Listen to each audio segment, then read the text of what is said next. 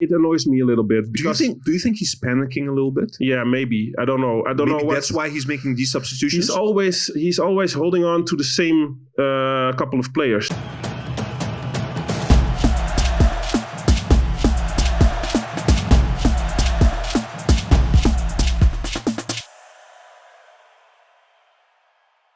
Hi guys, welcome to GameTalk. Ajax just played the second round of the KNVB, which means the Dutch Cup. They played against Telstar, an away game, 3-4. We won, but Ajax, you're here. Yes. Tell us about the game. Hi guys. What is it? We're through, man. Yes, I'm so happy. It's finally a win again after 3 defeats in a row. So yes, couldn't be more peachy. Mm-hmm. And what is there to say? Positive thing is that we had some youth players that got a chance. Lang already played a bit last week, but Gravenberg and Ekkelenkamp played the whole match. Yeah, that was nice. So that's very positive. For neutral viewers, 7 goals. That's also nice. Exactly. But for Ajax standards, 3 goals against you is a little bit much, in my opinion, and especially from the settings, from free set kicks, pieces, set pieces. Exactly. It's something to be a little bit worried about, that they concede that easily from corners 2 times, and Actually, in the phase that we are in now, almost the winter break, I think it's good that we have a win under the belt again. And now only this weekend try to finish off with a win in the Eredivisie. And then they need this break, because you can see a lot of players are very, very tired. And I think the break is just a little bit too late, if you ask me. So let's just win this last one and forget about these last 5 matches as soon as possible. So what you're saying basically is about this game, not be too critical. Ajax is really looking forward to the winter break. There are a lot of players injured, a little bit, tired. So we're through. That's the most important thing. Don't be too critical. No, don't be too critical. You always need to be a little bit critical, but in the phase we are in, with a lot of injuries and the youth players coming in this match, you have to look at it in perspective. And I think the win is good. And 4-3 is a little bit narrow, but we are through. And when you maybe win this cup in July, or what is it, May or June, then you do not talk about this second round anymore. So look, the thing I liked about Telstar today, correct me if I'm wrong, it was a typical cup game. They came in really intensive, intense from the beginning. The only reason I think we won the game today is because of individual quality. Yes. Especially Donny today. Tadic gave a few good balls, although it was not his best game in my opinion. But also, what I think the situation is at the moment is the youth players you're talking about, for the viewers, they play in the league below. They're already playing with the youth Ajax, and they play against Telstar as well. Telstar is number 11 in the league. They show the statistic. They haven't won in 5 games. They won 1 game. So it's he's almost playing, the same. So they are already playing that level, the youth players, and it's combined with Tadic, Donny van de Beek, Onana, etc. Or again, am I being too critical? No, I don't think you're being too critical. Only it is also hard for these players, I think, to be up for it, for this challenge, because who are you talking about? The experienced ones, players. You have to be motivated, and usually these cup games, you see it in a lot of different competitions in different countries. You see it with Liverpool yesterday in the EPL Cup. They play with second teams, with B teams. Not even the second team. No, that was like a fourth team. Yeah. Exactly, and but that's not the same situation. I know, but I do not think the KNVB for Ajax is like a big prize anymore. It is nice to win it, but it wouldn't be devastating if you were out of the competition. Really? I don't think. I don't agree with you. No, let's be honest. For Feyenoord or something, this is a big prize. But for Ajax, who's playing Europa and who's playing for the prizes within the competition, the first prize to be champions, for teams that are not aiming at this position or cannot reach the end victory in the competition, for example, these kind of trophies are big. Okay, but coming back to Telstar. Yeah. We're playing against Telstar in the second round. Of course, for Telstar, this is the game, the big game, maybe the game of the season, Ajax always have to prove itself, always have to play well. And there always will be games, in which you don't play at your best, etc., etc. But we conceded 3 goals. Yeah, I agree with you. Against, with all due respect, a mediocre team. But let's be honest also, I didn't see that they created many chances except for the set pieces. They had a few, but it wasn't like they were pushing the whole game with a lot of chances. They conceded stupid goals.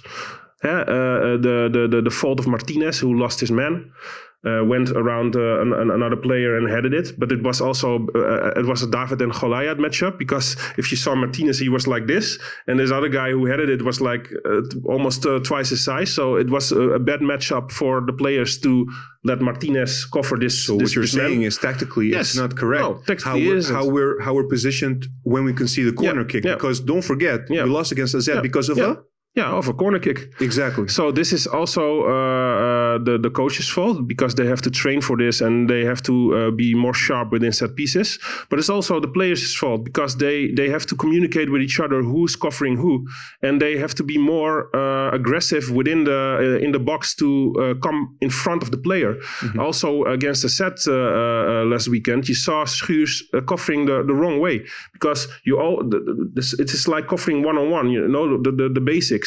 You have to you position yourself within between the goal and the player. Yes. And the goal was here, and he was behind the player. Yes, Boadu was here, and Schuurs was behind him. So that's like basic faults. All right. So we're being a bit too critical. I want to ask you one more question.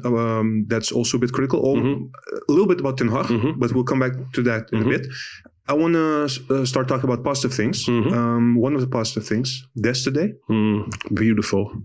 He scored his first goal. Wow. But not 1 goal, 2 goals. I think the second one was even more impressive, because he was like making an action behind the man, and then he was curling it in the far post. So it was beautiful. It was a beautiful goal.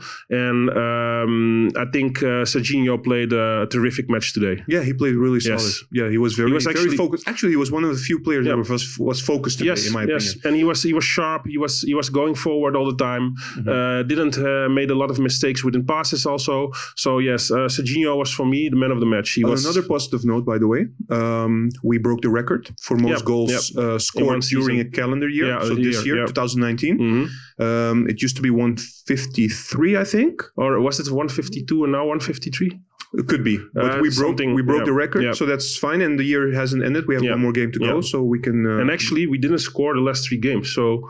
Exactly, so it could have been more. True. Okay, coming back to Ten Hag. It's coming back a lot, and don't get me wrong, Ten Hag is doing a great job at Ajax, but this is something we have to tackle. Yes, I agree.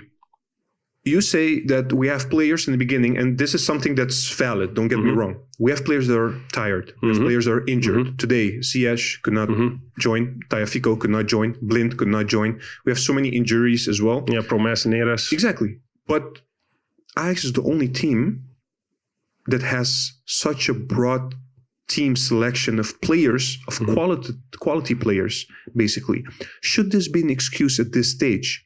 I mean, you have players that are tired because we started very early in the season due to the Champions League playoffs. But nobody is forcing Ten Hag to play Tadic or Donny van de Beek. Donny van de Beek, what happened to him? Yeah, a hamstring, I think. Exactly. So we don't know if he will play on Sunday. Yeah.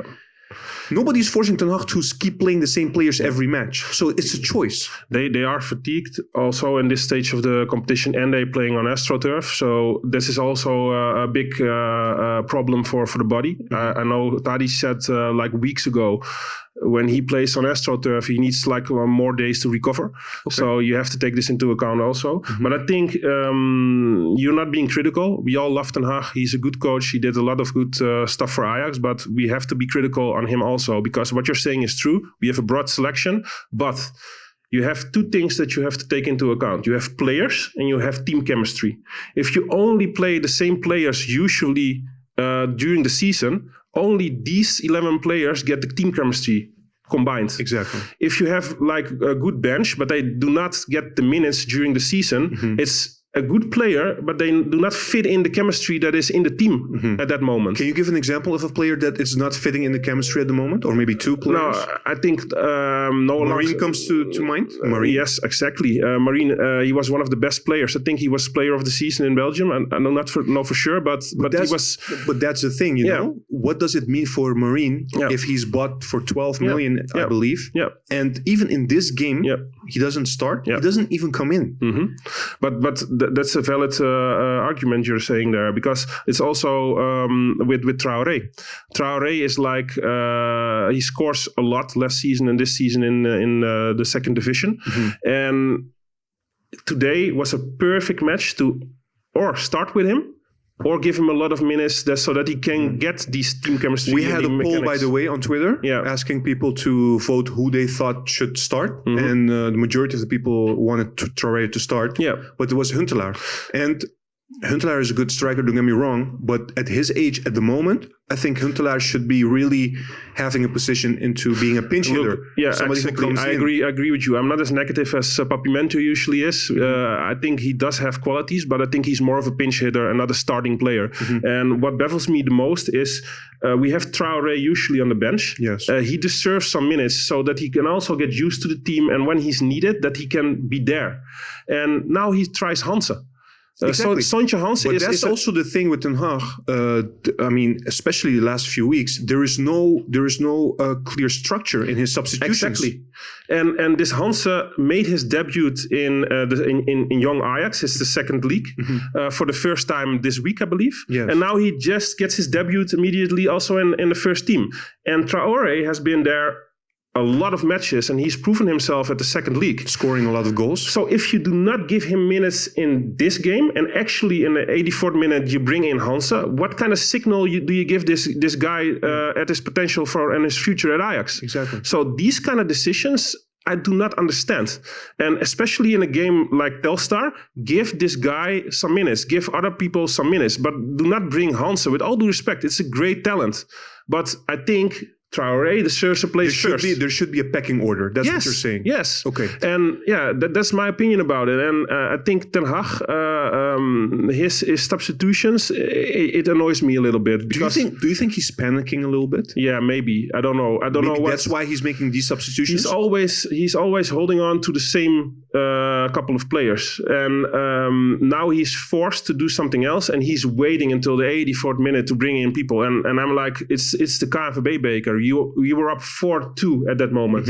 Bring in the guy in the 16th minute, take out Huntelaar and give him 30 minutes at least to play. Okay. And yeah, I don't know what to say about it, but I gave Ten Hag a 4 because these kind of decisions I just don't understand. If you do not do it in this game, when is he getting his chance? Exactly. Because next, after the winter break, we're playing.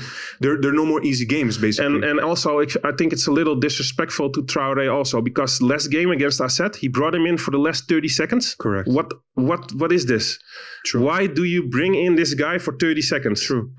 And don't forget, one of the first substitutions that Ten Hag made when he became coach of Ajax was the Younes substitution. Yeah. Remember that? And Younes didn't want to come in. It was also the last few minutes. I think last 2 minutes or 3 minutes, I don't remember. But it was very short time. And Younes was like, why are you bringing me in? I'm not coming in. But then that was the end of Younes, of course. But it's just to say that I thought Ten Hag would learn from that, but he does the same things. I think he's. This is maybe not valid to say, but it's also a little bit of a one-trick pony. You know, it's like always the same kind of mechanics during the game, and De Boer always talked about the plan B.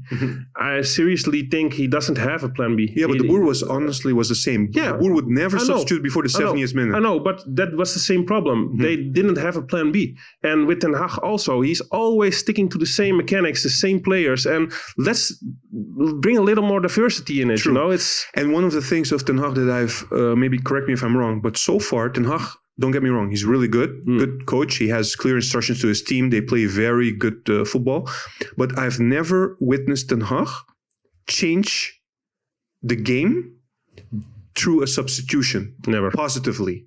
Almost never. And actually today I was actually a bit proud of Ten Hag when he coached Lang. Yes. When he was saying, Noah, this is not your game, it's our game. Yeah. And he was actually... Maybe you should explain it for the viewers a little bit. There was a scene within the game when Ten Hag was a little bit angry at Noah Lang because he was not playing as a team player and he was going for individual success. No, but Tadic was giving him a long ball and he didn't run for it. Yeah, exactly. It was he was lacking the intensity to go for the ball, and the coach was saying because he was nagging to Tadic, and Tadic was telling him to go. The coach was saying, Noah, this is our game, not your game. And he was actually shouting against him in Dutch, and I was actually thinking, yes, this is what you have to do. You have to coach your players. You have to be sometimes a little bit assertive and a little bit aggressive. And I missed this for 1.5 seasons. I didn't see him coach that much as he did in this game because he was at the sideline the whole time. True. And that made me a little bit proud. And actually, if he didn't do that, he would have had a lower grade than. So what did we rate? What did you rate Ten Hag? 4. A 4. Although we won. Yep. Okay, and just because of the substitution discussion that we are talking about. This is the. Or do you also have criticism about his starting 11? No. Yeah. I would have started. I also tweeted about it. I would have started with Traoré, I think, and maybe brought in Huntelaar as a substitution. So that's the only thing that I didn't agree with. It's mainly the substitutions and the lack of bringing in some diversity in his game plan. And let's be honest, everybody expects Ajax to win this game. So the bare minimum for him to do is win. Yeah. So that's like a 6. And he won 4-3. He conceded 3 goals with the team. The set pieces is something that structurally went wrong the last game. So he needs to train them to do better. Yeah.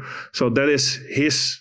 it's his, it's responsibility and for his coaching team. Of course. So this is why I gave him a lower grade than a 6. Also that he waits again till the 84th minute to bring in the last substitutions. Actually, he did substitute this time. Sometimes and then not even 10 seconds later, we conceded the third goal. Yeah, Thank you. Yeah, you're welcome. Being here. One more game. Let's hope for 3 points on Sunday. Yeah. Guys, thank you for watching. Please subscribe to our YouTube channel. Follow us on the social media accounts, and we'll see you next time. Bye, guys.